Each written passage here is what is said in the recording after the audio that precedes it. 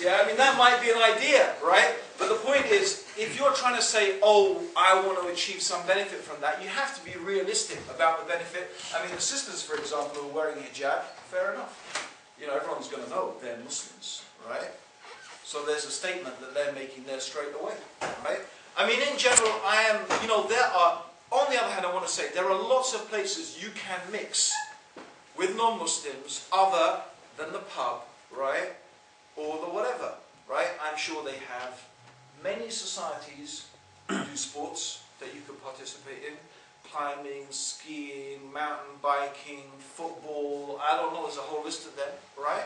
That you could get involved in those things and you could spend time with them without you having to be involved in anything that is really haram, yeah? I'm sure there are many societies, ecological society, whatever, many things that Muslims should be interested in. You could go to their events without, you know, being involved with anything that is really haram. Yeah, okay? So what I'm trying to say is that you really have to assess and be honest about that. Is there a benefit? I can't tell you, yes, you can do this, or no, you can do that. I can just tell you generally, some of these things are not fixed, but you have to know yourself, you have to know your own weaknesses, your own limitations, and you have to make a really honest assessment of where the benefit is. I know that if I sat in that dinner party, I'm sure there would be a benefit. Number one, I know I can talk about Islam eloquently. I can express myself relatively well in a short period of time. Okay? So I'm pretty sure that even if I have a moment's opportunity, I could say something that would be beneficial, right? But you have to assess yourself. Is that the same for you, right? Just to say, oh, they have a bad idea about Muslims and me being there is going to counter that idea is a bit too vague, in my opinion, right? You need something a little bit more concrete than that, you know, in my opinion, right? So, and again, I think there are some circumstances, some environments that, you know, now the church, for example, well, yeah, I would go to a church. I would. Why not? Right? I wouldn't go there if there was some actual act of worship going on, and I wouldn't stay there. But if it's going to a church because there's a discussion there, or that's a chance to meet people, I would go. I have been. I've been to churches, and I've been invited to churches to talk about Islam. The fact that it was a church didn't stop me. Okay. So yeah, I mean, for myself, I weigh up every situation, and I think about where are the benefits, where are the harms.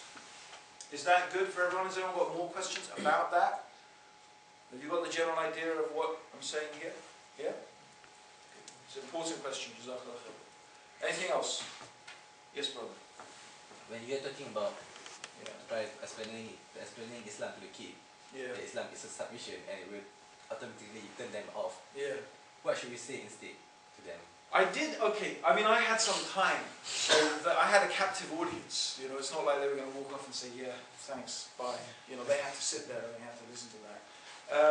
So I had time to, I did say Islam means submission, but what I did is I explained to them. You see, I said to them, what I said to them is, because nearly always they wear a school uniform. Yeah?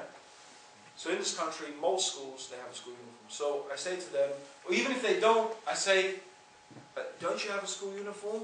And sometimes they're allowed to come in normal clothes to the mosque. They don't come in the uniform. So I said, do you have a school uniform? They say, yes. I said, who likes wearing a school uniform? So how many do you think put their hands up? Yeah? Always there's one or two, but most of them, they don't like it. I say, okay. I said, so why do you wear your school uniform? Alright? Some of them say, oh, because, you know, we can be identified as being part of the school. And I said, yeah, but I said, there's lots of different things you could do. You know, you could have a hat saying, you know, something or whatever, right? You don't have to wear a school uniform. So at the end of it, they're going to say, we wear it because we have to. And then I said to them, I thought it was a free country. And believe me, you know in the cartoons when you see those bubbles and the light bulb goes in? It's like that on their faces. They go, suddenly you went, oh yeah! You know, it's like they just realised that, you know, I said, you don't want to do it, but you do it because you have to. So what's freedom? What does it mean, freedom? Oh yeah, but. Okay, there's lots of buts, yeah. Why this and why that, but the point is, so I say, what is it when you do something which you don't want to do? Because someone else is telling you to do it. What have you done? I said, oh, we submitted, we surrendered. So you know what submission is. You do it in your life all the time. In fact, that's I say it's normal for people to submit, right? You submit to your wife. You know, your wife wants you don't really want to do it, but your wife wants you to do this, your wife wants you to do that. What do? You submit, you surrender. I don't feel like it, but you do it out of love. Or you do it out of fear, or you do it out of... or even, you know, the wife maybe, you know. But I'm saying in general, you could submit out of love, you could submit out of fear, or you could submit because, yeah, you know that that's the right thing to do. I don't feel like doing it, but that makes sense. And that's normal. I said, but, so then who is the one who is most worthy of being loved? Surely it is the creator of everything that can be loved. Is Allah, is God. Who is the one who is most worthy of being feared? Because whatever you're afraid of, Allah is the creator of it. So God is more worthy of being feared. And who is the most wise? If you're going to follow someone because what they say makes sense, who is the most wise? Who is the Almighty? It is God. So therefore, God is more worthy of submission than anything else. Submission always happens. You do it in your life the whole time. So that's how I explain to them that, see, first of all, I try to show them, look, submission is not something actually strange in your life. Right? But if you say to them, Islam is submission, don't they just, okay, but... Yeah, but I said, like I said, I have time to explain to them what it means. You understand? Right? So generally in dawah, I wouldn't say that you go up to people and say Islam means submission to God, just like that, right? It does mean that, but what you have to do is you have to talk to people in a language they understand. It doesn't mean that you talk to English people in English, yeah? It means that people in this country have a certain mentality. You have to be able to translate the concepts of Islam with that mentality that they can appreciate. Yeah, you have to be able to relate to them. Yeah, that's what's important. So you have to think of ways to be able to, you know, so, I mean, it's not something I would really discuss, Islam means submission. I would much rather go back and talk about Tawheed and talk about these type of things and so on and so forth. So there's different ways of dealing with it and how you would explain, you know, things to people. Yeah, is that okay, bro? So I thought someone's hand went up this. Cameraman, yeah. Which is to be prioritized?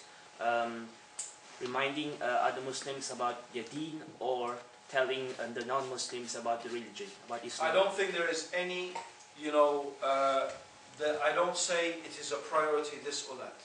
Everything has its place. You should not say there is no reason to say one thing precludes the other, or one thing. I mean, there was one scholar who came here. He said if you are in England, the priority is the non-Muslims. Otherwise you shouldn't be here. Right? You're only here for dawah. That's it. If you're not here for dawah, go. This is what he said. So your business here. And then he said, actually, in reality, there's no. Everyone needs a reminder. Muslim, non-Muslim, everyone has that duty. I think it's a false idea. Some people say, oh, our priority is the Muslims. That is a false saying. That is not the say. The Prophet ﷺ, his companions, never understood Islam like that. Okay?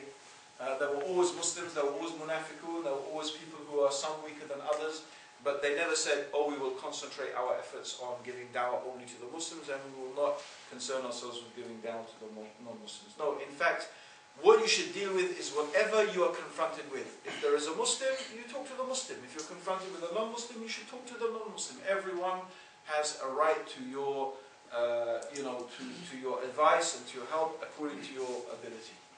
Yeah? Any more questions? Yeah. Oh, no.